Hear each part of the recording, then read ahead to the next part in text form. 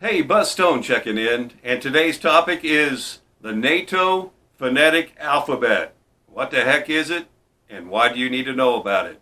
It's coming up on AirWaves.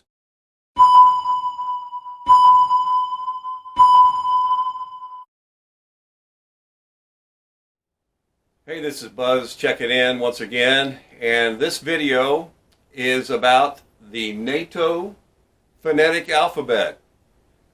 Now, most of you probably know who NATO is, but just in case you don't, NATO stands for the North Atlantic Treaty Organization. And that was started after World War II by the United States and its mostly European allies. They formed a military alliance so they could work together and train together and be able to use their forces as one cohesive unit. And so in the process of doing that, they realized they needed a phonetic alphabet.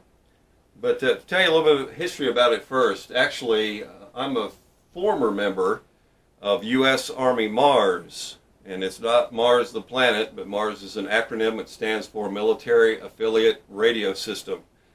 And when I was a member of U.S. Army Mars, we had to memorize the phonetic alphabet and use it on our networks. And just a brief summary of what Mars does, they are kind of a backup communication system for the military. A lot of things that we did, we passed along personal messages. Like for instance, if a family had a service member that was overseas and they had a hard time reaching them, we could relay messages back and forth for them. Of course, now this was back in 2012, and at that time the communication systems that we have now, with the apps where you can do video chatting, and it's not nearly as hard to communicate as it was back then.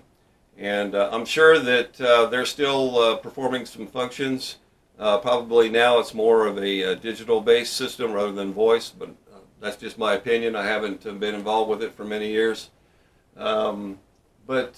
Yeah, so U.S. Army Mars, we had to learn that phonetic alphabet, and a little bit later on I'm going to explain why maybe it'd be a good thing for you to memorize as well.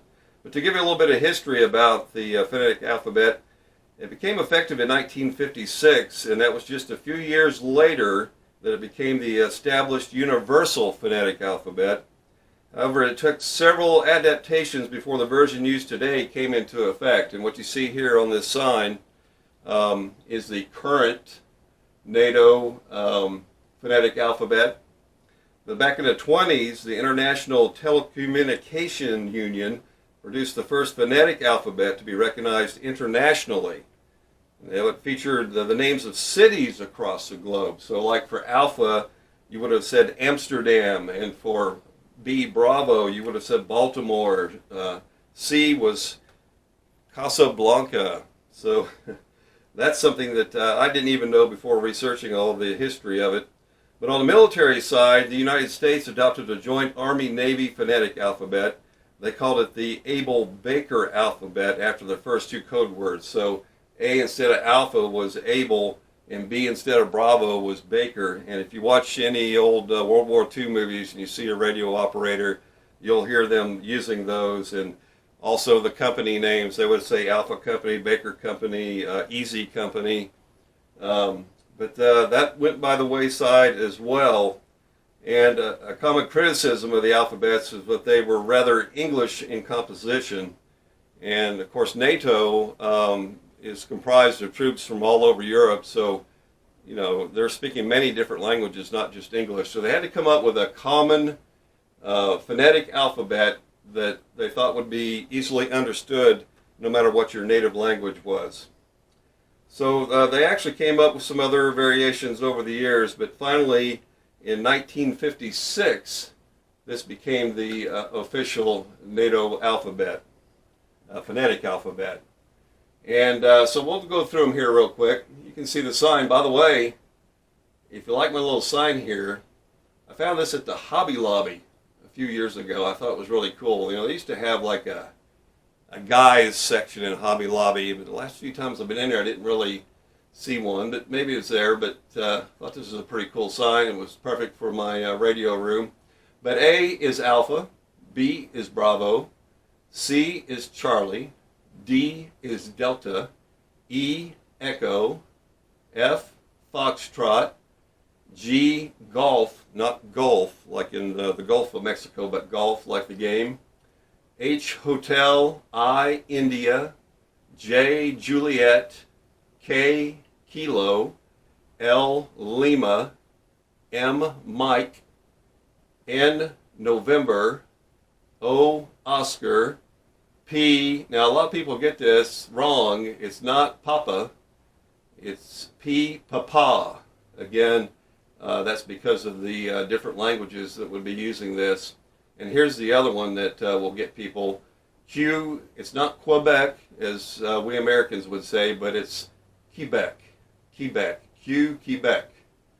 R is Romeo, S, Sierra, T, Tango, U, Uniform, V, Victor. I always thought this was a funny one. W, Whiskey, but I guess whiskey's probably a pretty much universal thing.